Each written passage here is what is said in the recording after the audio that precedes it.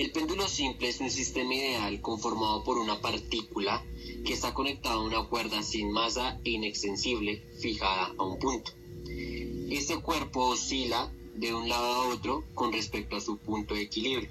Es un oscilador simple, puesto que responde a amplitudes pequeñas, es decir, los ángulos deben ser menores a 30 grados para que se considere un oscilador simple. El movimiento de oscilaciones se generan gracias a la magnitud de su peso, que se descompone en dos componentes rectangulares, en X y en Y. El componente X es el encargado de generar el movimiento de oscilaciones, puesto que cumple una función de una fuerza restauradora que permite que el cuerpo en algún momento genere o se quede en su punto de equilibrio. El componente en Y es aquella magnitud de la tensión que experimenta la cuerda en determinado tiempo. El cambio de posición de esta partícula se genera puesto que hay una diferencia de velocidades en cada punto de su trayectoria circular.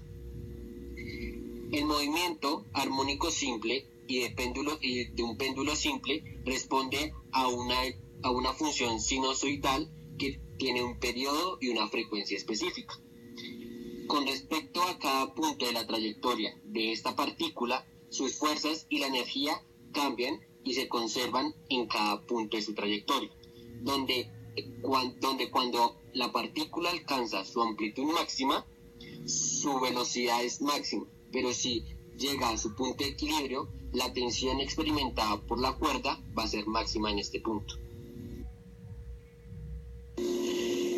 Podemos observar que el péndulo simple en cada punto de su trayectoria se genera un cambio de sus energías y de sus fuerzas, permitiendo entender que este movimiento armónico simple es conservativo y también implica fuerzas restauradoras que generan el movimiento de oscilaciones. Entre mayor oscilaciones por magnitud de tiempo, su periodo es menor, pero su frecuencia es mayor, puesto que estas dos magnitudes son inversamente proporcionales. Lo que haremos ahora es entender y justificar por qué el péndulo tiene un movimiento armónico simple, a partir de establecer un diagrama de cuerpo libre sobre la masa puntual, analizando las fuerzas que actúan sobre él y los componentes de estas mismas. Aclaramos que la única fuerza que permite el movimiento de este péndulo es la componente del peso en X. El peso se descompone en dos componentes, una en X y otra en Y, lo cual permite el movimiento específico del péndulo de una manera oscilatoria. A partir de esas especificaciones, entendemos que tenemos que hallar una fuerza neta que genere ese movimiento. Hay una fuerza que es el que genera la aceleración del cuerpo y que permite la oscilación del péndulo. Esa fuerza neta debe ser igual a una masa por una aceleración. Analizando el diagrama de cuerpo libre, la fuerza neta es la sumatoria de todas las fuerzas que actúan sobre el péndulo. ¿Cuáles son? La tensión y el peso. Eso debe ser igual a una masa por la aceleración. Pero al descomponer el peso, nos damos cuenta que la componente en Y no se acelera, solo genera una tensión en la cuerda.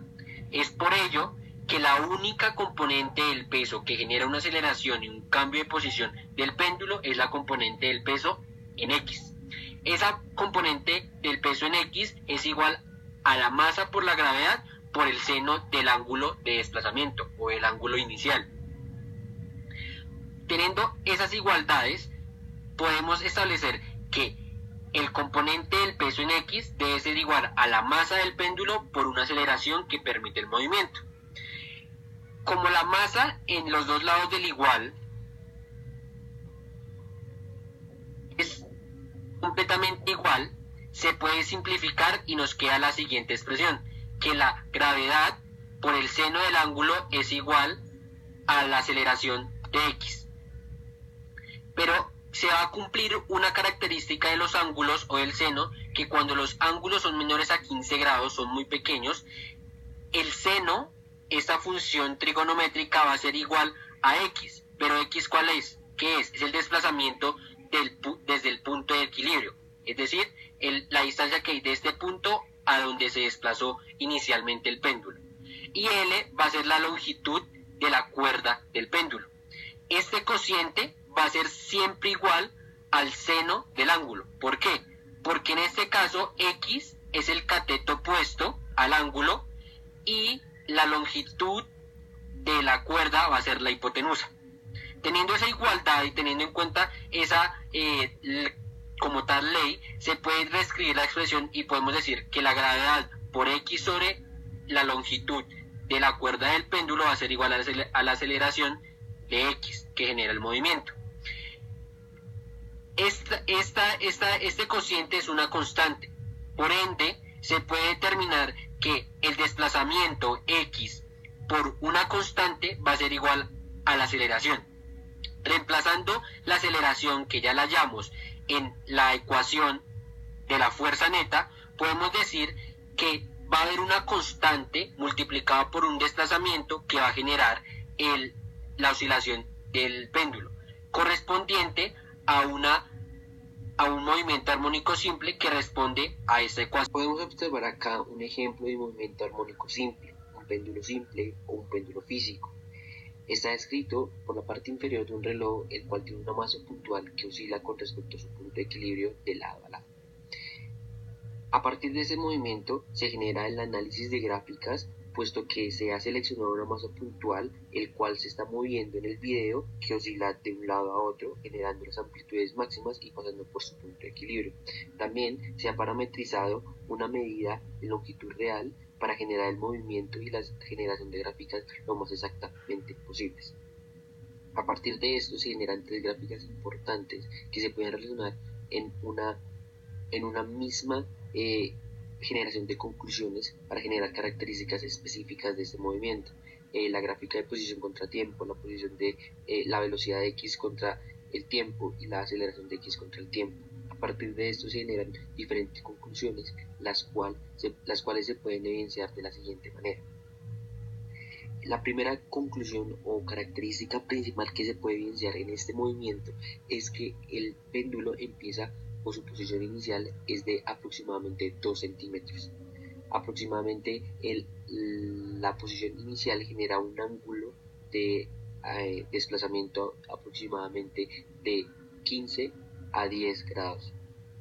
A partir de esto se genera una oscilación continua y periódica, el cual responde a un periodo de 0,9 segundos, puesto que de este pico a este pico, que es una oscilación completa, se requiere aproximadamente 0,9 segundos.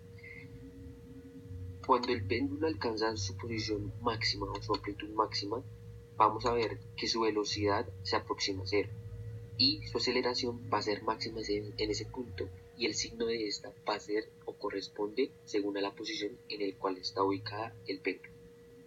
A partir de esto, también cuando el péndulo alcanza su punto de equilibrio, su velocidad va a ser máxima, pero su aceleración va a ser cero, porque es a partir de este que empieza a ascender, a hacer otra oscilación y necesita una aceleración ascendente hasta lograr su velocidad máxima y su posición máxima.